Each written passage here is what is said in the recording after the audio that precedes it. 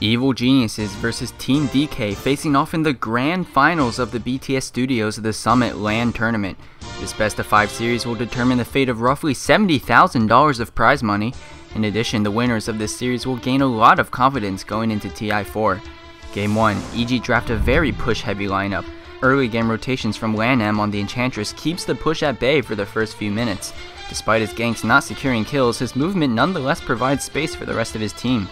8 minutes in, the EG lineup grows restless and start melting down the tier 1 mid. The EG push starts dominating the mid game, taking tower after tower. Arteezy tanking up big time on the Dragon Knight, 3 points in the passive, Strength Treads, and Ogre Club, as well as constant shields and heals from PPD who keep him alive in the fights.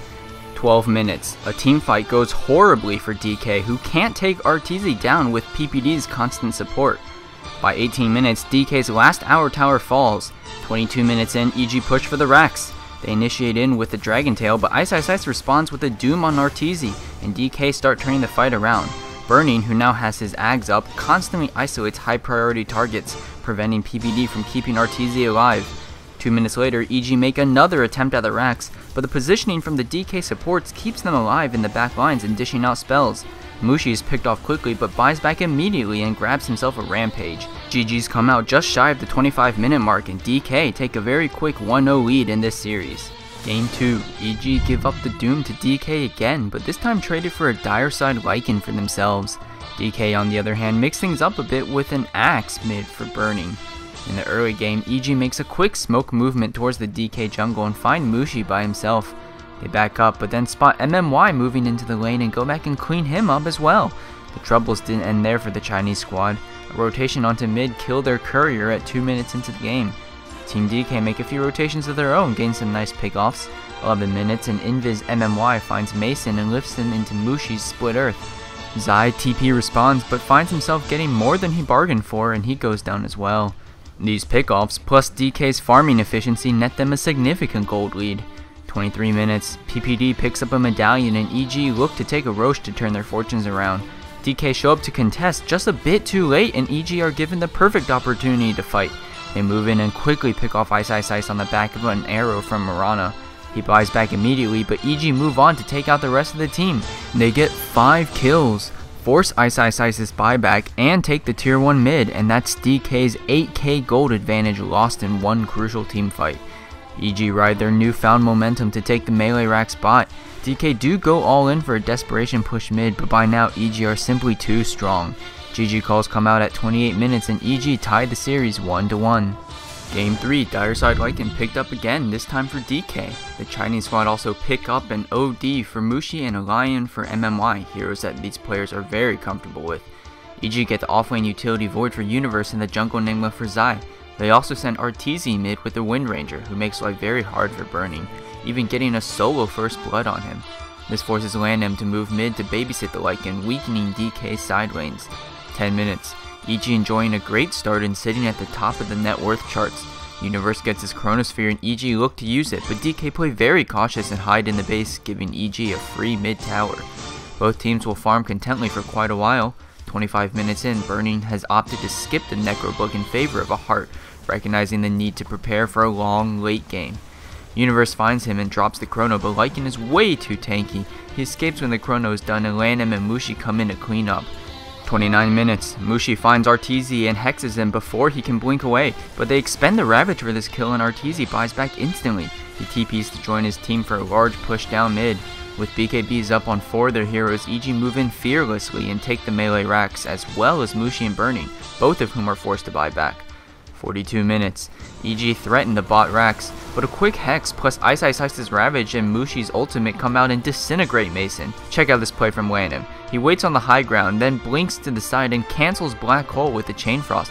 Great positioning from him. A second Ravage from the Refresher Tide helps clean up Arteezy, and DK team wipe all of EG with no casualties of their own. With their heroes scaling off whilst DK grows stronger, EG find themselves on the decline. 46 minutes. EG smoke to engage on DK. They pop all their BKBs to take out Mushi's Aegis, but DK quickly disengage.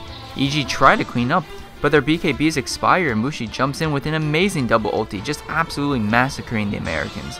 GG's come out at 47 minutes and DK lead the series 2-1. Game 4, DK again showing the depth of their hero pool with some interesting picks, in particular the 4-role Bounty Hunter who spends his early game roaming around, scouting EG and placing wards. Zai finds himself repeatedly hunted, but all the while Arteezy is farming up on the PA mid, and EG is quite happy with that trade. 18 minutes, EG move towards the Roche to take it, but DK have perfect vision over them with the track. Ice hooks in and the silence and boat follow. DK actually end up getting the last hit on Roshan. Arteezy gets the Aegis, but he loses it in the fight. 24 minutes. EG decide to 5-man and force the issue. They smoke through the Radiant jungle and catch Burning out alone. That's an easy kill for them, and Burning's taken out once again. The skirmishes in this match just not working out for him or his team.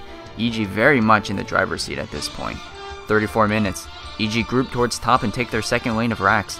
DK put up a fight, managing to pop the Aegis, but it's already over. Black Hole comes out on 3, boat is returned by PPD. GG's come out at 37 minutes and EG stay alive in the series, forcing a game 5. DK, their draft just not working out for them, and the support duo of Bounty Hunter and Mirana just not able to make the impact they needed to. Game 5, it all comes down to this. DK give Burning and MMY their tiny Wisp combo, land him his Enchantress, and Ice the Bristleback. EG also pick up a familiar lineup, with Universe and Zai getting their huge teamfight heroes in the Tide and Enigma. In the mid, DK send a Mushi Sand King to face a repeat draft of Arteezy's PA. The game drags on as both sides are feeling very passive.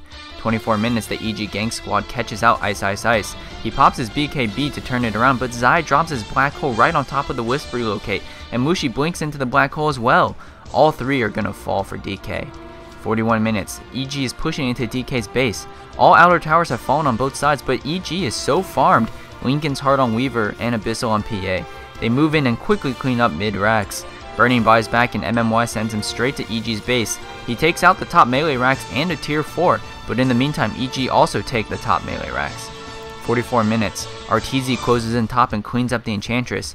Meanwhile, Mason and Zai find Burning and MMY in the bot lane and kill them off as well. 4 heroes dead on DK, and that's gonna be it. GG's come out at 45 minutes and EG is gonna walk away as champions of the Summit, and probably feeling very confident for TI4. As always, please feel free to leave your much appreciated feedback for me below.